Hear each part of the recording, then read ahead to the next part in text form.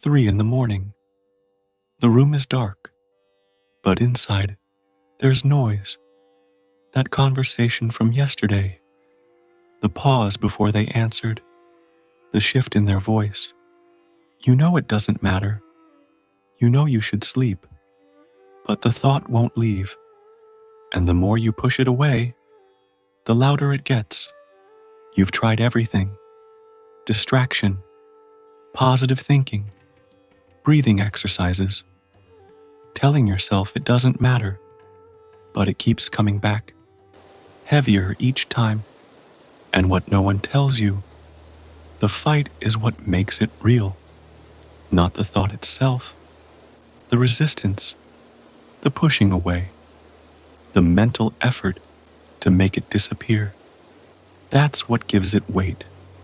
What turns a passing ripple into something you carry? You're not being overpowered by thoughts.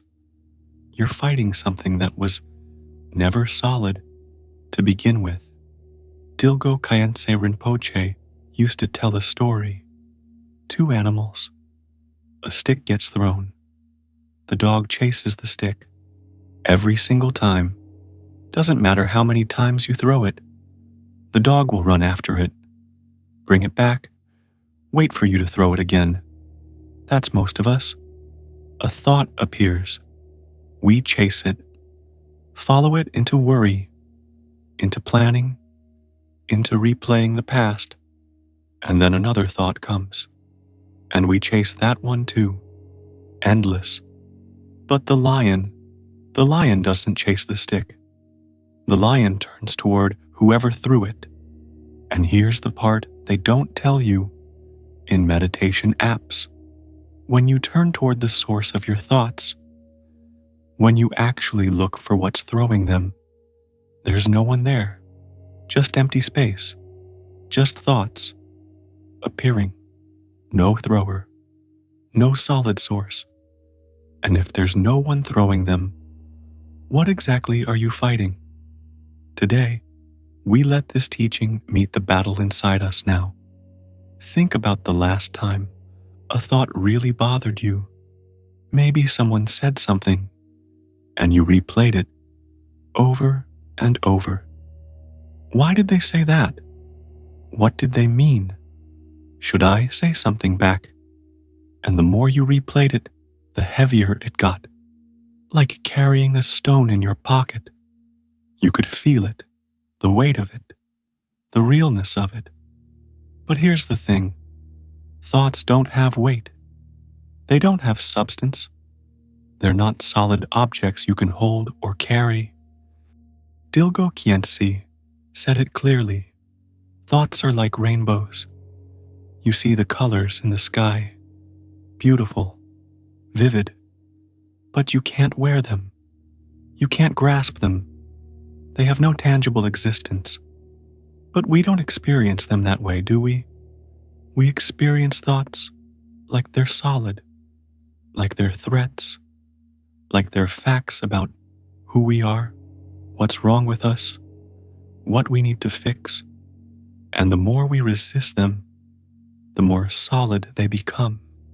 You push against a thought, I shouldn't think this, and suddenly it feels like you're pushing against something real, like there's actual resistance.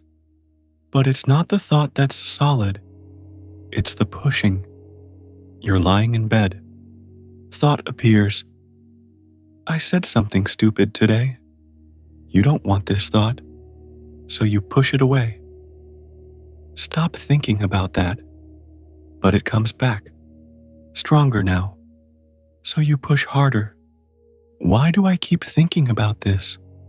And now, you're not just thinking about what you said. You're thinking about the fact that you're thinking about it. You're thinking about why you can't stop thinking, layer after layer, and it feels heavy, oppressive, real. But was the original thought heavy? Or did the resistance make it heavy? This is what we miss. The thought itself, that first arising, it's just a movement, fleeting, like a sound in the distance. It appears, it exists for a moment, and if left alone, it would fade. But we don't leave it alone.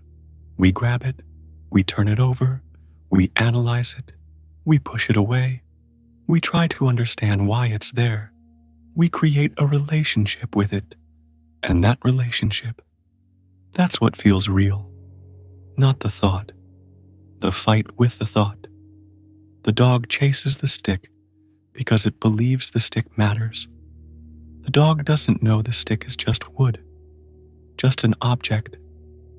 The dog gives it meaning by chasing it. We do the same. A thought appears, I'm not good enough, and we chase it. We believe it. We argue with it. We collect evidence for and against it. We make it important. And in that making, we make it solid. Okay, so thoughts aren't solid. They're like rainbows, empty appearances. But then why? Why do they feel so powerful? Why does anxiety grip your chest? Why does that memory haunt you? Why can a single thought ruin your whole day? If thoughts are empty, why do they feel like they're destroying you?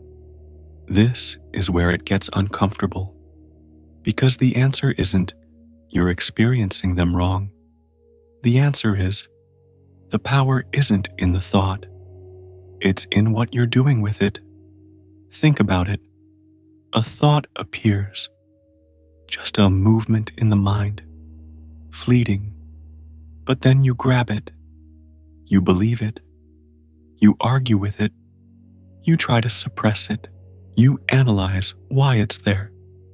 And every time you do that, every time you engage, you're feeding it, not with attention, with belief. The belief that it means something, that it's dangerous, that it needs to be dealt with. Dilgo Khyentse says, afflictive emotions only have the power you give them, not the power they have, the power you give them, by treating them like they're real, by acting as if they need to be managed, controlled, fixed. Remember the lion. The lion turns toward the source. But here's what happens when you actually do that. When you stop chasing thoughts and look for where they're coming from, you find nothing. Not nothing like empty, peaceful void. Nothing like no one there. No part of you generating them. No subconscious. No inner child. No wounded self. Just thoughts arising like rain, like weather. No one making it rain. It just rains. And when you see that, really see it, the fight stops. Because what are you fighting? Who are you protecting yourself from? There's no enemy. There never was. Just movements in the mind, treated like invaders. You're sitting there, maybe right now, and there's a thought moving through. Maybe about this video. Maybe about what you need to do later. Maybe just background noise. And if you look at it, not to analyze it, not to get rid of it, just look. What is it actually made of? Can you grab it? Can you hold it in your hand? Does it have edges, boundaries, weight? Or is it just a shimmer, a ripple in awareness? And the moment you try to pin it down, it's already gone, replaced by another thought, and another. They don't stay. They never did. They're constantly dissolving, constantly replaced, like waves on water. But we treat them like they're permanent, like they're solid structures we need to dismantle, like they're enemies we need to defeat. So here's where you're left. Thoughts aren't solid, but your relationship to them makes them feel solid. And you can't just stop resisting, because the one trying to stop resisting is also just a thought. You're trapped, not by thoughts, by the belief that there's something to be trapped by. Dilgo Khyentse said, left to themselves, thoughts perpetuate the cycle, but examine them and you'll find they have no substance, like a rainbow, intangible. But here's the trap. You can't examine them to make them go away, because the moment you examine to get rid of them, you're still treating them as solid, still believing they're a problem. The examination has to be innocent, not strategic. Just, what is this? Not, how do I fix this? Just, is this actually solid? And when you look, genuinely look, you'll find it's not. It's just a sensation, a movement, a ripple in awareness. No weight, no threat, no entity, just appearance. And the moment you see that, not understand it, see it, the fight ends. Not because you won, but because you stopped believing there was something to fight. Pause for a moment. Is there a thought present right now? Not trying to get rid of it, not trying to understand it. Just notice, where is it? What is it made of? Can you touch it? Or is it just passing through? I don't know if this makes it easier or harder, because now you can't even fight properly. You can't believe thoughts are the enemy anymore, but you also can't pretend they don't affect you. So what do? Dilgo Khyentse says, observe the movement of your thoughts without critical judgment, without trying to retain or reject, just see. But that's not a technique. It's not something you practice for 10 minutes in the morning and then forget. It's what's left when you stop doing anything else, when you stop chasing, when you stop turning toward a source that isn't there, when you stop believing thoughts need to be managed. Just this. Thoughts appearing, thoughts dissolving, like clouds passing through sky, and you, not as someone watching, just as the space where this happens, not doing it, just being it.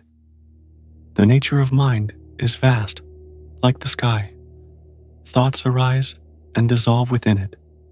The sky doesn't chase them, doesn't try to clear itself. It just is.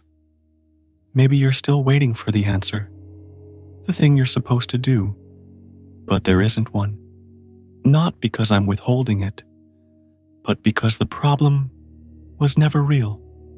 You've been fighting rainbows, trying to grab smoke, resisting emptiness, and the resistance created the only thing that ever felt solid.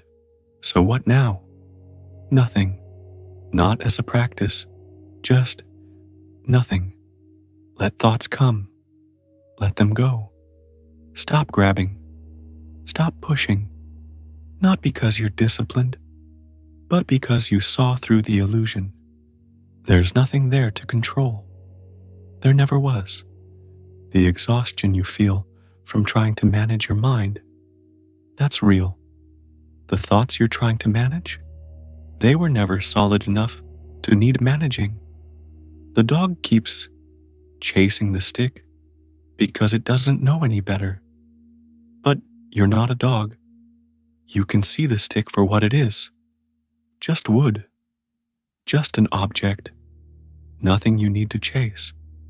And when you stop chasing, you'll find the thoughts you were so afraid of. They keep arising, sure, but they also keep dissolving without your help, without your resistance. They were always doing that. You just couldn't see it through all the fighting. If this touches something, stay. We don't solve these paradoxes here. We dissolve into them. What if the battle you've been fighting was always with a ghost? What if the weight you've been carrying was only ever the weight of trying to put it down. Don't be still. Let stillness be. You were never separate from it.